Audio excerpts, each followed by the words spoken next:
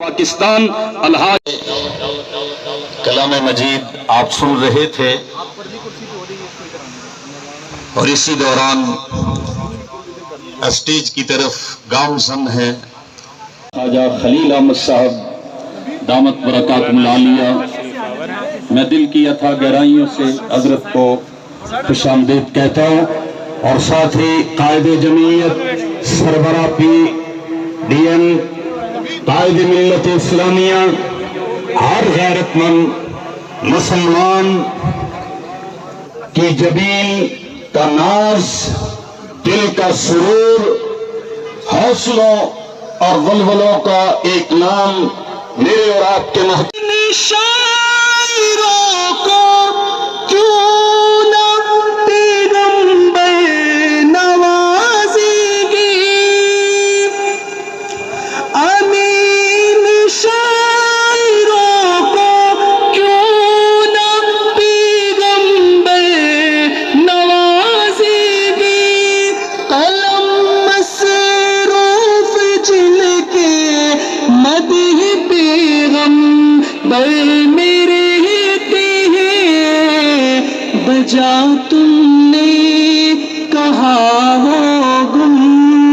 جیسا کہ آپ کو معلوم ہے کہ یہ بہت تھوڑے وقت میں انتظام ہوا اور حضرت قائد کے حکم پر لبیک کہا گیا، اور اس میں بہت بڑا حصہ اور کردار ہے نعت کونسل کے کہتا ہوں میں جو عشق میڈیا کے پاس موبائل نہیں ہوتا، کیمرے ہوتے ہیں، اس طرح نہیں ہوتا یار۔ آپ موبائل رات کو موبائل ہوتا ہے تو اس طرح نہیں ہوتا، تو اس نے منع کیا کہتے ہیں اسے کور کرے نا۔ دکھا کے نعت شاید میں بخشا جاؤ، خدا کو دکھا کے نعت اس آس پر میں پڑھتا ہوں جا جا کے۔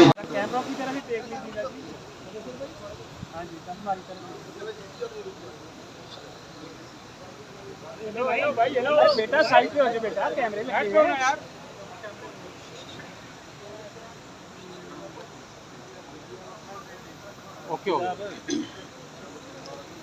ماشاء اللہ۔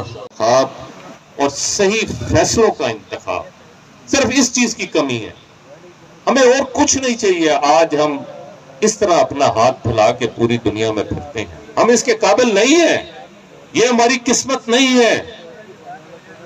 ہم نے جو 75 سال پہلے جو ہمارے بزرگوں نے یہ ملک جب آزاد کرایا تھا تو انہوں نے اپنے لیے یہ ملک آزاد نہیں کرایا تھا، انہوں نے اپنی آنے والی نسل کے لیے یہ ملک آزاد کرایا تھا کہ ہماری نسل ایک اچھی زندگی گزارے گی، ایک عزت کی زندگی گزارے گی، ایک انٹیگریٹی کی زندگی گزارے گی، ہمارے پاسپورٹ کی پوری دنیا میں عزت ہوگی۔ لیکن آج اس کے برعکس ہے سب کچھ۔ بہرحال میں اس طرف نہیں جاؤں گا۔ جب مجھے میرے امیر حضرت مولانا فضل الرحمان صاحب نے مجھے طلب کیا اور مجھے بتایا، اللہ تعالیٰ مغفرت کرے مفتی شکور صاحب کی، انتہائی اچھا اور بہت نیک آدمی تھا، میں اس کی گواہی دیتا ہوں کہ وہ نیک آدمی تھا، سادہ آدمی تھا، کیوں میں اس کی وزارت میں نے ٹائم گزارا، میں اس کی گواہی دیتا ہوں، وہ ایک بہت اچھا انسان تھا۔ اللہ تعالیٰ اس کی مغفرت اپنا حجاج کے لیے اپنے ذاتی کو ہوتا ہوں۔ میں نے ابھی ادھر بھی کچھ منگایا ہے تو کچھ جائے نا، اپنا تحفہ یہ بھی تقسیم کریں گے، ایسا نہ ہو کہ آپ لوگ چلے جائیں۔ وہی ایک جو چیزیں ہم خود استعمال کرتے ہیں وہی چیزیں اس میں تھوڑی تھوڑی سی ہیں جو میں نے سب جگہ تقسیم کی ہے، وہاں پر سعودی عرب میں بھی تقسیم کی ہے اور حجاج کے لیے تھی، بیسیکلی حجاج کے لیے تھی۔ بہت بہت میں نے سوچا کہ حج بالکل سر پر ہے، کیا ہوگا؟ اس وقت میرے ذہن میں ایک ہی جملہ آیا، توکلت علی اللہ۔ اور میں نے حضرت سے کہا، حضرت آپ میرے پہ اعتماد کر رہے ہیں۔ پرائم منسٹر صاحب بھی بیٹھے تھے، پرائم منسٹر صاحب مجھے تھوڑا سا ایسے دیکھ رہے تھے کہ شاید میں وہ نہ کر سکوں جو توقع ہے، لیکن میرے مجھے آج بھی وہ مسکراتا ہوا چہرہ نظر آ رہا ہے، میری آنکھوں کے سامنے ہے حضرت مولانا فضل الرحمان صاحب کا. تو انہوں نے مجھے جب ان کا مسکراتا ہوا چہرہ مجھے دیکھ رہے تھے اور بڑے اطمینان اور تسلی کے ساتھ، تو میں نے پی ایم کو کہا مولانا صاحب مجھے جانتے ہیں، انشاءاللہ اللہ تعالیٰ خیر کرے گا. اور اس کے بعد جب میں نے دوسرے دن جا کے مذہبی امور میں چارج لیا تو 2 دن کی بریفنگ کے بعد میں نے ٹیلی فون کیا کہ میرا بیگ تیار کریں، مجھے فوراً نکلنا. عید الفطر میں ہمیشہ گھر پہ بناتا ہوں اور قربانی کی عید میں پہاڑوں میں اور کیمپوں میں گزارتا ہوں. یہ میری زندگی کی شاید مجھے یاد نہیں ہے، شاید یہ پہلی عید تھی جس پر میں اپنے گھر پر نہیں تھا. میں دفتر سے نکلا ہوں، گھر سے بیگ اٹھایا ہے اور اپنی اہلیہ کو میں نے کہا ہے کہ شاید 3 مہینے ملاقات نہ ہوگی ملاقات، لیکن سمجھو میں ہوں ہی نہیں، مجھے بیگ دیں. بیگ لیا اور سیدھا ایئرپورٹ، اور وہاں سے میں سعودی عرب چلا گیا. عید الفطر کے دوران اور اس کی چھٹیوں میں ہم مارے پھرتے رہے، کیونکہ بہت سارے مسائل تھے، بہت زیادہ چیزیں جو ہیں وہ رہتی تھیں.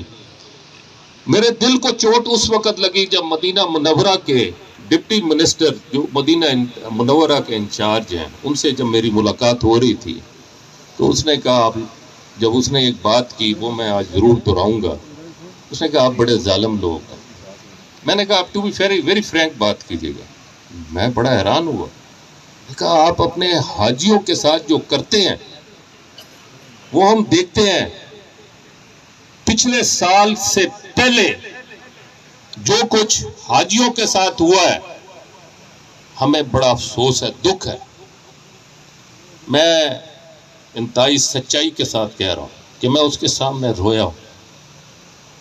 اس نے کہا کہ ہم جو آپ لوگ کھانا دیتے ہیں اپنے حاجیوں کو وہ ہم ڈسٹ بین سے اٹھاتے ہیں. کیوں؟ وہ کھانے کے قابل نہیں ہوتا. ایک تو حاجیوں کو کھانا نہیں ملتا اور دوسرا کھانے کی بے حرمتی ہوتی ہے. رہائش کے اندر مسائل، ہر چیز میں حاجیوں کو تکالیف دی جاتی رہی. بہرحال میں وہاں سے اٹھا ہوں اور اس کے بعد مجھے کچھ یاد نہیں کہ میں کوئی رات فجر کی نماز پڑھ کے نہ سویا ہوں. میں فجر کی نماز پڑھ کے ہی دفتر سے اٹھتا تھا. اور اس دفعہ الحمدللہ ایک صرف واقعہ سنا دیتا ہوں، باقی تو بہت سارے اتنے واقعات ہیں کہ میں اگر بولتا جاؤں تو شاید پوری رات گزر جائے. اتنے لوگوں سے ملاقات ہوئی. 95% سے زیادہ لوگوں نے آتے تھے، چومتے تھے، گلے لگتے تھے. کیوں؟ میں نے انہی کے ساتھ حج کیا، انہی کے ساتھ میں گھوم رہا تھا، وہی انتظامات کر رہا تھا. 11,20,000 جمع کرا کے گیا. میرے ساتھ جو لوگ تھے وہ بھی پیسے جمع کرا کے گئے. وہاں جا کے جو اگر کوئی ہمیں ایکسٹرا کوئی چیز ملی اس کے بھی پیسے حج مشن میں جمع کرائے 45,000 ریال. اور NOC لیا کہ بھائی میری طرف کوئی لائبلٹی نہ ہو. کیوں؟ مجھ پہ اعتماد کیا ہے اللہ کے بعد مولانا فضل الرحمان صاحب. میں ان کے اعتماد کو کسی بھی طریقے سے نیچے نہیں کر سکتا تھا. میں نے بڑی احتیاط کی. میں ایک دفعہ مینا میں ایک ہی واقعہ سنا دیتا ہوں، واقعات تو بے شمار ہیں. مینا میں جب میں ایک تھڑے پہ بیٹھا تھا تو مجھے پتا چلا کہ ایک مکتب کے اندر کچھ مسئلہ ہے. میں جب ادھر گیا تو وہاں پہ کچھ مسائل تھے. کچھ ہمارے وہاں کے لوگ تھے جو جعلی یہ جو کڑا ہے پہن کے وہ اندر آ گئے. انہوں نے ان کے بستروں پہ قبضہ کر لیا اور ان کے وہ لوگ جن کے اوریجنل تھے وہ بیچارے باہر آ گئے. تو اس چیز کے اوپر ابھی میں سارٹ آؤٹ کر رہا تھا. لیکن ظاہری بات ہے کہ ہمارے لوگ جو ہے اس میں جب تکلیف میں ہوں گے تو وہ اونچی آواز سے بھی بات کریں گے، وہ سمجھانے کی کوشش بھی کریں گے. وہاں پر فوج اور پولیس جو ہے وہ یہ سمجھیں کہ پتہ نہیں کیا یہ ہنگامہ ہو گیا. انہوں نے آ کے ان کو گرفتار کرنے کی کوشش کی. جب گرفتار، میں نے کہا ایک کو گرفتار نہیں ہونے دوں گا. اور ادھر کوئی پارٹی نہیں ہے, ایک ہی نام ہے, پہلے مسلمان اور پھر پاکستانی. میں ان میں سے ایک کو ادھر سے جانے نہیں دوں گا. تو انہوں نے کہا تم کون ہو جو تھوڑا بہت ٹوٹی پھوٹی؟ میں نے کہا میں وزیر مذہبی امور ہوں. نے کہا جب جس بندے پہ جب ہاتھ ڈالتے ہیں تو یا تو وزیر بن جاتا ہے یا بادشاہ بن جاتا ہے. انہوں نے کہا وزیر تو وہ سامنے ہے, محل کی طرف اشارہ کر کے کہا. اور واقعی سچ کا, سارے وزیر وہاں تھے. ترکی کا تھا, عمان کا تھا, بحرین کا تھا, انڈونیشیا کا تھا, سب وزیر وہیں تھے. مولانا فضل الرحمان اور جمعیت علماء الاسلام کا وزیر وہاں پہ تھڑے پہ تھا, اور میں تھڑے پہ سویا ہوں, میں تھڑے پر سویا ہوں. بہرحال انہوں نے مجھے ڈیٹین کر لیا. 5 گھنٹے بعد جب ان کا بڑا افسر آیا اور ہمارا ایمبیسڈر آیا پاکستان کا, تو انہوں نے تصدیق کی کہ یہ واقعی وزیر ہے. وہ سر پکڑ کے بیٹھ گئے, یہ کون سا وزیر ہے. بہرحال اب وہ معافی تلافی پہ آ گئے. تو انہوں نے کہا اس نے جو زیادتی کی آپ کے ساتھ, موبائل چھینا, آپ کے ساتھ ایسے کیا, تو اب ہم اس کو سزا دیں گے. تو میں نے رپورٹ لکھ رہے تھے اس وقت, تو میں کہا کہ میں جمعیت علماء اسلام سے ہوں اور امیر جمعیت مولانا فضل الرحمان صاحب کا خادم ہوں, اور میرے امیر نے مجھے ایک چیز سکھائی ہے اور میں وہی کروں گا. تو انہوں نے مجھے کہا کیا؟ میں نے کہا میں مینا میں ہوں, حج کے اندر ہوں, اس بندے نے جو بھی زیادتی کی ہے میرے بیٹوں کی جگہ میں اسے معاف کرتا ہوں, اس کو آپ چھوڑ دیں. کیونکہ انہوں نے اس کو گرفتار کر لیا, اس افسر کو. پھر جب انہوں نے کہا آپ لکھ کے دیں گے, میں نے کہا میں لکھ کے دیتا ہوں. میں لکھا اور سائن کیا اور ان کو میں نے وہ چیز پکڑا دی. اس کے بعد جب نکلا انہوں نے کہا تم نے معاف کیا, ہم نے معاف نہیں کیا اس کو, کیونکہ آپ کے ساتھ بڑی زیادتی ہوئی. میں نے کہا کوئی بات نہیں, اپنے کسی پاکستانی کو میں گرفتار نہیں ہونے دے گا, چاہے کچھ بھی ہو. تو میری وہاں پہ تھوڑا سا ڈسپیوٹ بھی ہوا, میں پیچھے نہیں ہٹ سکتا ہوں. میں مولانا صاحب, میں نے اپنے امیر سے ایک ہی بات سیکھی ہے, میں بزدل انسان نہیں ہوں. ہم فیس کرنا ہم نے سیکھا ہے. ہم نے ہر جگہ جس جگہ کھڑا کیا گیا اس جگہ سے ایک قدم پیچھے نہیں ہٹے. اور آپ کو پتا ہے کہ آج اس وقت پورے پاکستان کی جو تاریخ بدلی ہے وہ کسی جماعت نے نہیں بدلی, وہ صرف جمعیت علماء اسلام, جس نے مولانا فضل الرحمان صاحب کی قیادت میں اس پورے ملک کی تاریخ کو تبدیل کی ہے. سمجھنے کی بات, ہمارے لوگ کس طریقے کے ساتھ گزارا کرتے ہیں. تو اللہ تعالیٰ کا بڑا شکر ہے, ہم کیونکہ انہی چیزوں میں رہتے ہیں, اسی طرح ٹائم گزرتا ہے, تو ہمارے لیے کوئی مسئلہ نہیں ہے. ہم غربت میں بھی گزرتے ہیں, اچھے میں بھی ٹائم گزرتا ہے, تکلیف میں بھی گزرتا ہے, راحت میں بھی گزرتا ہے. الحمدللہ ہر حوالے سے خوش ہیں. ایک پلیٹ میں کھاتے ہیں, ایک تھالی کے اندر بیٹھ کے کھاتے ہیں, ہمیں کوئی آر نہیں ہے, چاہے دال ہو یا کوئی بڑی اچھی چیز. بہرحال یہ کچھ عرض ساتھ ہی, اور یہ اس چیز کو کوئی بھی شکست نہیں دے سکتا. اس لیے میں کہتا ہوں کہ اچھی قیادت اس ملک کی ضرورت ہے. یہی میرا آخری پیغام ہے کہ صحیح قیادت اس ملک کی ضرورت ہے. اس ملک کی تقدیر بدلنی ہے تو صحیح قیادت کو آپ کو لانا ہوگا, اور لانا کس نے ہوگا؟ عوام نے لانا ہوگا, اور عوام کو سمجھنا ہوگا کہ کون صحیح ہے کون غلط ہے. حضرت عمر رضی اللہ تعالیٰ سے جس وقت ایک وفد ملنے کے لیے آیا اور اس نے وہاں پر پوچھا لوگوں سے کہ تمہارا خلیفہ کہاں ہے, ایک نے کہا ادھر ہے, دوسرے نے کہا ادھر ہے, تیسرے نے کہا ادھر ہے. وہ چلتے چلتے جب آخر میں ایک جگہ پوچھا, ایک آدمی سے شخص سے پوچھا کدھر ہے بھائی آپ کا خلیفہ, ہم نے ملنا ہے. اس نے کہا وہ چلے جاؤ سامنے درخت کے نیچے, جس کے سر کے نیچے اینٹ رکھی ہے, وہی میرا خلیفہ ہے جو وہاں پہ لیٹا ہو. یہ آج 2023 1400 سال کے بعد اگر آپ کو یہ تاریخ ملے گی تو جمعیت علماء اسلام کے اندر یہ تاریخ ملے گی. اور میں سمجھتا ہوں کہ جب ہم اس انداز میں زندگی گزاریں گے تو دنیا کی کوئی طاقت ہمیں شکست نہیں دے سکتی. جب بیت المقدس کو فتح کرنے کا وقت آیا اور انہوں نے کہا اپنے خلیفہ کو کہو اور آ کے ہم سے چابیاں لے لے،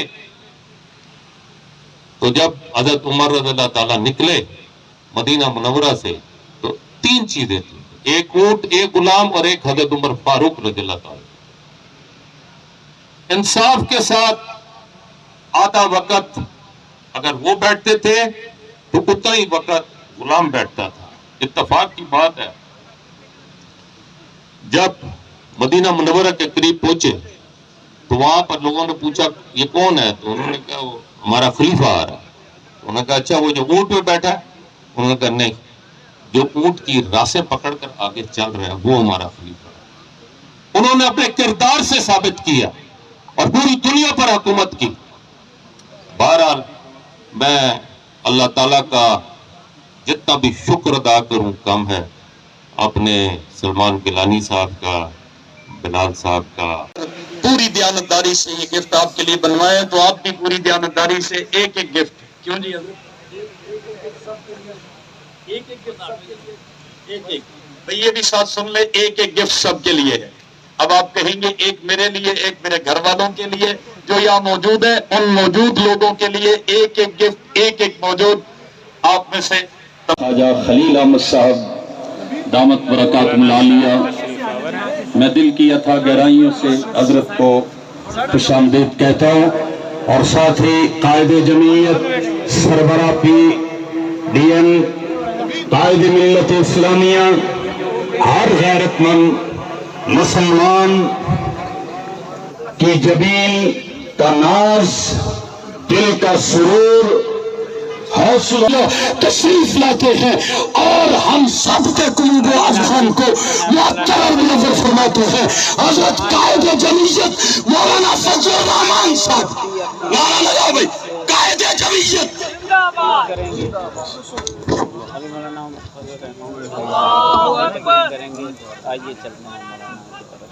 زندہ باد.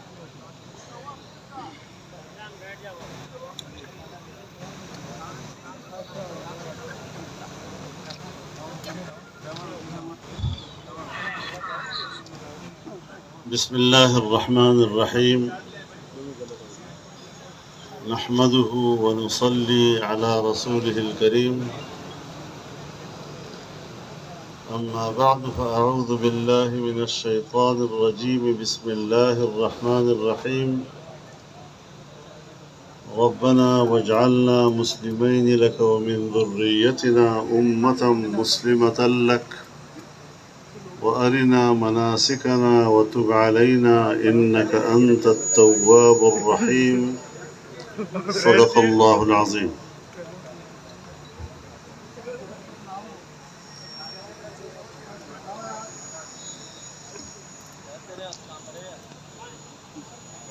اس اجتماع کے میزبان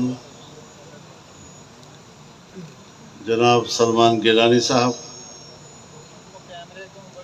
اور اس کے مہمان خصوصی جناب سینیٹر طلحہ محمود صاحب، اجتماع میں موجود تمام علماء کرام، بزرگان دین اور میرے انتہائی قابل احترام صحافی حضرات. قابل رحم سب سے زیادہ اس وقت صحافی بھائی ہیں کہ ان کی ترجیحات اپنی ہوتی ہیں، انہوں نے خبر لگانی ہوتی ہے، خبر لینی ہوتی ہے. تو آپ کو جو زحمت گوارا کرنی پڑی ہے، میں اس کے لیے خصوصی طور پر معذرت کرتا ہوں آپ سے. یہ بہت اچھی بات ہے اور ہمیں اس روش کو فروغ دینا چاہیے کہ کسی کا اچھا کردار، اس کی اچھی خدمات اس کو منصب شہود پر لایا جائے،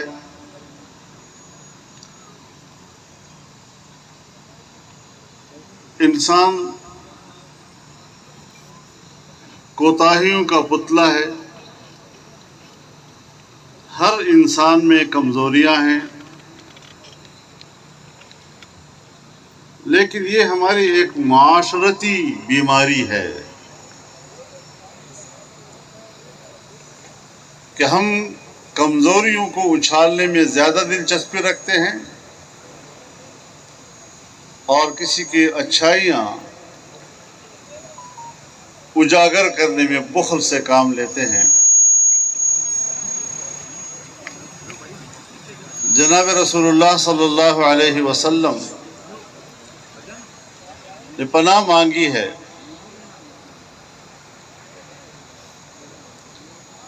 ایسے دوست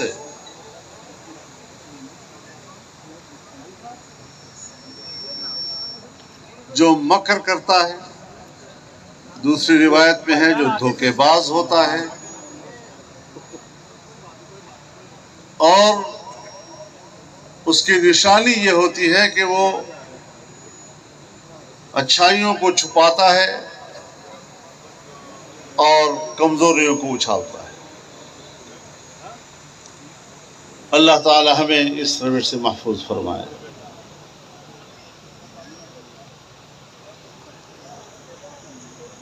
میں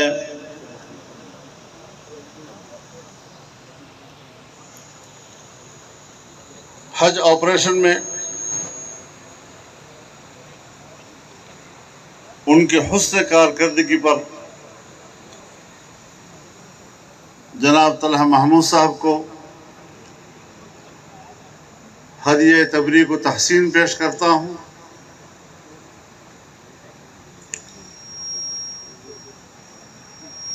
حج ایک مشکل مرحلہ ہوتا ہے، لاکھوں انسان